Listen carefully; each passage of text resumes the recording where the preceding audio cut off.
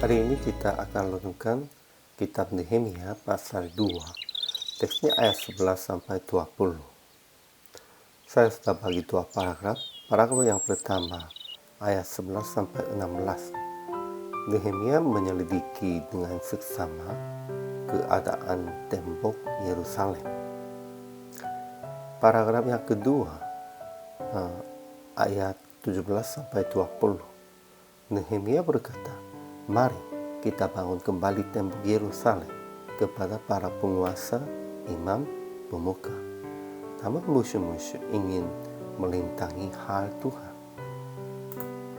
Kesimpulannya, selanjutnya 3 hari tiba Yerusalem. Nehemia menyelidiki tembok dengan berkeliling tempat-tempat dalam kota. Dia melihat tembok-tembok yang telah terbongkar dan pintu-pintu gerbangnya yang habis dimakan api. Kemudian hari, Nehemia berkata kepada para pemuka dan para penguasa akan bangun kembali tembok Yerusalem sambil beritahukan pertolongan tangan Allah yang melindunginya. Jadi para pemuka dan para penguasa juga berkata, "Kami siap untuk membangun karena Tuhan bergerak hati mereka." Tetapi Sanballat dan Tobia berkata, "Apa kamu mau berontak terhadap raja?" Tetapi Nehemia berkata dengan berani, "Allah semesta langit, Dialah yang membuat kami berhasil. Kami hamba-hambanya telah siap untuk membangun." Dan mulai pekerjaan bangun kembali tembok.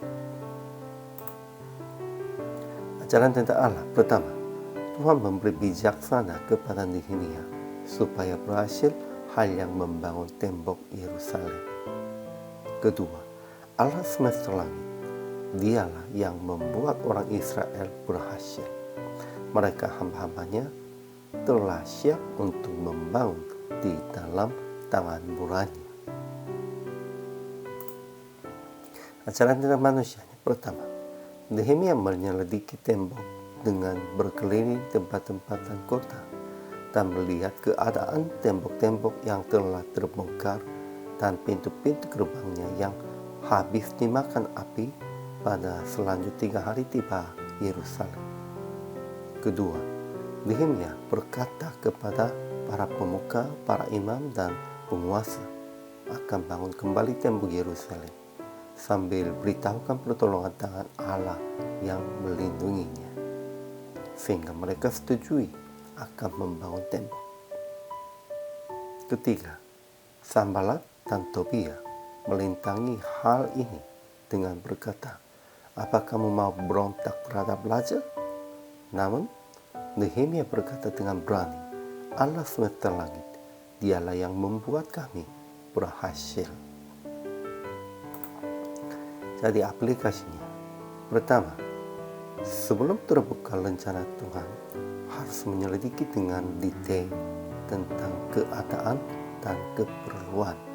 Ini persiapannya.